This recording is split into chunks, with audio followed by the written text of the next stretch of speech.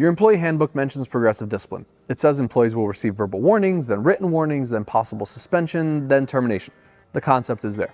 The problem that I see with these progressive discipline policies all the time is that companies rarely stick to them, right? You have this policy that sounds amazing, it sounds fair, it sounds like you gave an employee plenty of chances, to get their act together, and they still couldn't do it. Problem is though, is that a lot of managers just don't go through this process. They see problems with their employees. They avoid having confrontations with employees. They avoid having that conversation of, hey, we've noticed your performance is kind of lacking lately. How can we help? Or just saying, hey, this needs to improve. They avoid that conversation up until the point where they just get fed up and they go to HR and they say, I need to get rid of this employee. They're not working out. And then HR walks you through the policy and then there says, have you even had any of these steps? What have you coached them? Have you done any talk about it? And the reason why this matters is because these progressive discipline policies aren't really a legal thing in and of themselves. There's really no law that says you have to go through a progressive discipline policy. But smart companies know that what causes these types of lawsuits from employees most often is the perception by the employee of feeling like they were treated fairly or not. That's exactly what this progressive discipline policy is designed to do, among some other things. It is designed to give the employee multiple chances